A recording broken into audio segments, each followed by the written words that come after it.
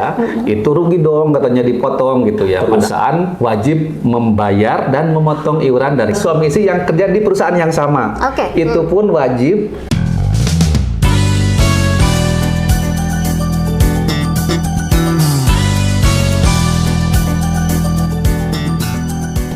Halo sahabat JKN, selamat datang di JKN Pod episode 2. Dan hari ini kita bakal membahas tentang kepesertaan dalam program JKN. Pas banget hari ini kita sudah menghadirkan bintang tamu yang juga berpengalaman dalam bidang kepesertaan. Di sini sudah ada Pak Asep di sini. Halo, selamat siang Pak Asep. Halo Mbak Lia, selamat siang. Selamat siang. Nah, boleh diperkenalkan diri dulu Pak sama sahabat JKN di luar sana dan sekalian disapa. Silakan Pak.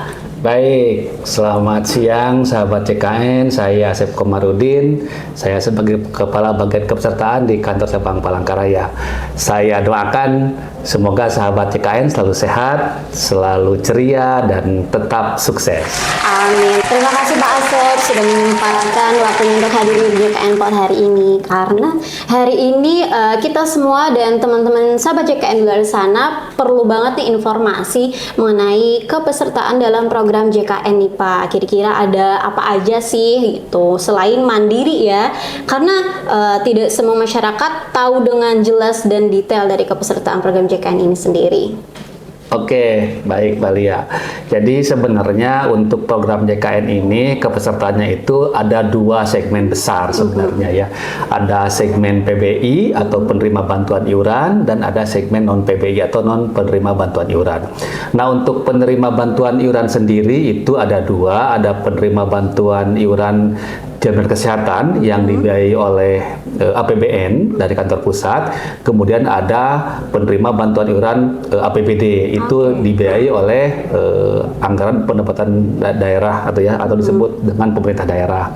Kemudian untuk yang non PBI tadi itu ada yang memang masih banyak. Selain mandiri tadi yang disebut dengan pekerja bukan penerima upah, itu ada pekerja penerima upah atau disebut PPU ya. Nah, itu ada beberapa macam.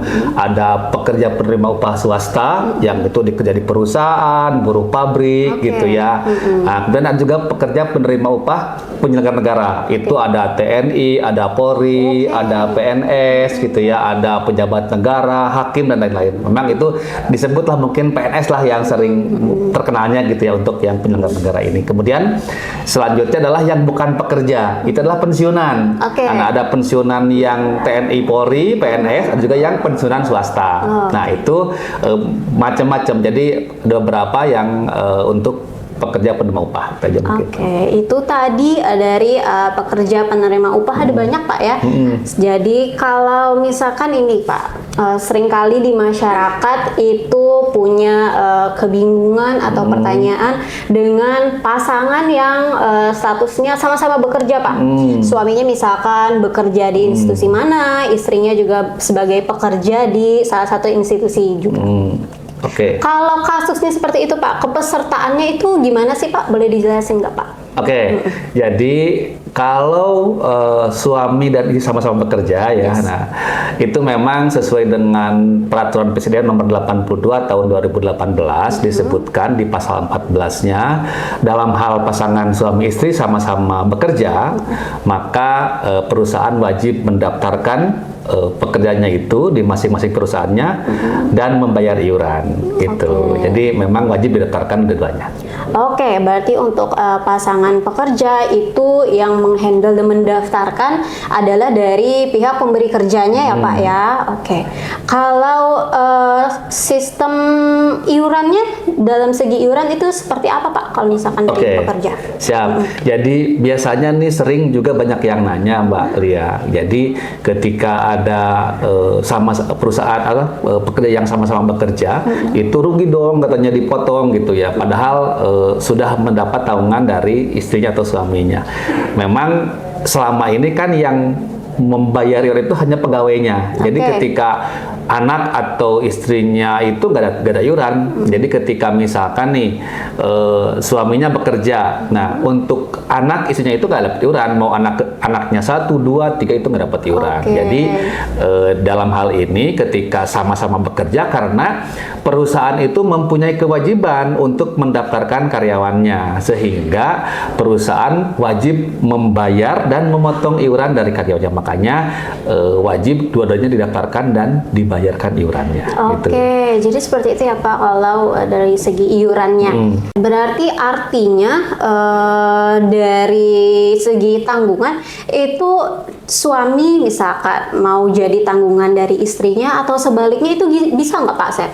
Ya, kalau memang sama-sama bekerja itu tidak bisa. Oke, Jadi nggak harus bisa, ya. didaftarkan oleh masing-masing perusahaannya. Jadi bukan hanya gini sini ya, bukan hanya suami istri yang bekerja di masing-masing perusahaan. Tapi misalkan ada suami istri yang kerja di perusahaan yang sama, Oke. itu pun wajib didaftarkan dua-duanya dan dipotong iurannya dan dibayarkan iurannya. Jadi bukan hanya yang beda perusahaan, satu perusahaan pun tetap harus didaftarkan. Oke. Gitu. Jadi gitu Pak ya. Kalau misalkan sekarang kita bergeser ke hak kelasnya nih, misalkan dari pasangan suami istri ini didaftarkan tadi secara terpisah oleh badan usaha atau pemberi kerjanya.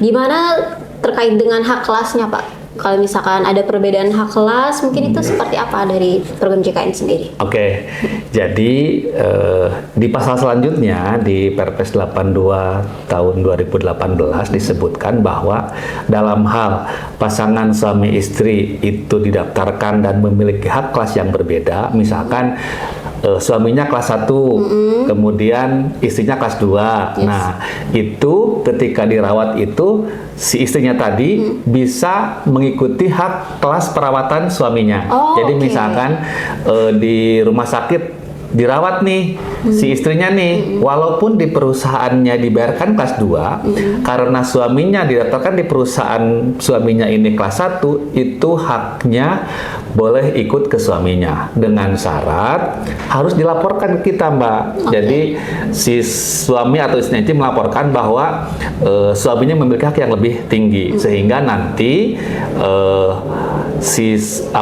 kita akan hubungkan di aplikasi kita bahwa si istrinya ini mengikuti hak kelas 1, sehingga nanti ketika dirawat di rumah sakit otomatis haknya pun ikut ke hak suaminya. Oke, jadi gitu ya Pak. Bisa jadi ya jawabannya Bisa. Tapi kalau misalkan suaminya terdaftar di kelas 1, istrinya di kelas 2, dan akhirnya si istri mengikuti kelas suaminya ketika dirawat, itu apakah akan ada pembayaran sendiri terkait selisih biaya atau seperti apa Pak? Oh, tidak. Karena Tidak, ya? memang walaupun tadi dibayari haknya kelas 2, karena tetapi nanti ikutnya kelas 1 suaminya, tidak ada biaya. Nah, makanya untuk melihatnya, Mbak Lia, saya sarankan suami istri ini yang sama-sama bekerja ini download aplikasi mobile JKN. Oke. Sehingga nanti kelihatan di situ, walaupun nanti di perusahaan si istrinya haknya kelas 2, tapi di aplikasi mobile JKN ketika sudah kita hubungkan di aplikasi kita, otomatis haknya akan muncul haknya kelas 1 gitu. Oh, oke. Jadi sebenarnya perbedaan kepesertaan yang terpisah antara pasangan ini dan hak kelasnya berbeda juga bukan sebagai penghalang dan tidak Betul. jadi hal yang mempersulit ketika butuh pelayanan kesehatan ya Pak Betul, ya. betul. Oke. Itu kalau dari orang tuanya, misalkan pasangan yang sama-sama bekerja ya Pak. Kalau dari segi anak dari pasangan ini, orang tuanya memiliki kepesertaan yang masing-masing berbeda Pak. Anak-anaknya nanti didaftarkan ikut ke yang mana Pak? Boleh dijelasin nggak? Oke, baik. Jadi untuk anaknya ini nanti itu dimasukkan atau didaftarkan ke orang tua yang memiliki hak lebih tinggi, Mbak. Oke. Jadi misalkan tadi karena suaminya lebih tinggi gitu ya, berarti nanti anaknya didaftarkan ikut ke orang tuanya atau ke ayahnya. Nah, tapi ketika nanti ternyata si istrinya yang lebih tinggi, kita akan daftarkan ke istrinya JKN-nya untuk yang lebih tingginya. Nah, nanti pun tapi ini ada catatannya, Mbak. Oke. Untuk anak ini hanya sampai usia 21 tahun. 21 tahun. Iya. Oke. Tapi kalau sedang kuliah boleh sampai 25 tahun. Tetapi dengan syarat harus melaporkan keterangan kuliahnya setiap tahun. Jadi setiap ulang tahun anaknya jangan hanya memberi kadonya saja, Mbak, Oke. tapi juga harus melaporkan tentang kepesertaan anaknya agar tetap aktif sampai usia 25 tahun. Ya, Oke, gitu. jadi kalau misalkan anak itu keaktifannya sampai usia 21 tahun, kalau dia berkuliah bisa sampai 25 tahun dengan syarat melampirkan surat keterangan kuliah. kuliahnya. Gampang ya Pak ya. Betul. Jadi pasangan ini tadi walaupun kepesertaannya berbeda, ada kemudahan, anaknya juga tetap ada kemudahan Betul, diberikan. iya. Oke. Selanjutnya Pak Asep, saya pengen tahu nih, kalau misalkan dari pasangan pekerja ini Iya. memutuskan untuk salah satunya berhenti bekerja gitu, gimana dengan kepesertaannya Pak? Boleh Oke. dijelasin Pak? Baik, Mbak Lia. Jadi ketika istri ini tadi bekerja gitu ya, kemudian salah satunya habis kontraknya atau mengundurkan diri gitu Betul. ya, itu memang pasti perusahaan akan menaktifkan karyawan tersebut. Oke. Tapi nanti si karyawan tadi bisa melaporkan ke perusahaan suami atau istrinya yang masih aktif. Jadi nanti kepesertaannya akan diikutkan ke suami atau istrinya yang masih aktif. Jadi misalkan tadi yang suaminya non aktif nih, berarti langsung aja laporkan ke perusahaannya agar dihubungkan atau digabungkan lagi ke suaminya agar ikut tanggungan suaminya. Jadi nggak ada iuran lagi. Oke, jadi otomatis bisa berada di bawah tanggungan suami atau istrinya yang masih bekerja ya Pak Betul. ya. Oke, jadi gitu Pak ya, pasangan pekerja walaupun terdaftar dari tempat kerja yang berbeda, tetap ada kemudahan ketika memerlukan pelayanan kesehatan Pak ya. Begitu juga dengan anak-anaknya bisa dimasukkan ke tanggungan salah satu orang tua yang memiliki hak kelas yang lebih tinggi, Ya, gitu Pak ya. betul. Oke, lalu terakhir nih Pak, apa kira-kira Bapak ada himbauan nih Pak untuk para pemberi kerja, badan usaha, atau untuk para pekerja, untuk sahabat JKN di luar sana yang sedang aktif bekerja, untuk kira-kira terkait program JKN sendiri, mungkin Bapak ada himbauan, silakan Pak dalam kesempatan ini boleh. Baik, untuk sahabat JKN dan terutama untuk karyawan dan pemberi kerja dalam hal ini perusahaan, saya harapkan memang didaftarkan semua karyawannya. Karena apa? Karena kalau sudah terdaftar di JKN itu sangat banyak keuntungannya. Oke. Satu, sudah dijamin kesehatannya. Yang kedua, perusahaan sudah mengalihkan risiko kesehatan yang awalnya ditanggung oleh perusahaan ke BPJS Kesehatan. Sehingga nanti ketika ada karyawan yang sakit, otomatis sudah dijamin. Kemudian juga ada keluarga yang sakit, karyawan dan perusahaan sudah tidak perlu lagi memikirkan. Jadi Oke. nanti si karyawannya anteng aja bisa bekerja.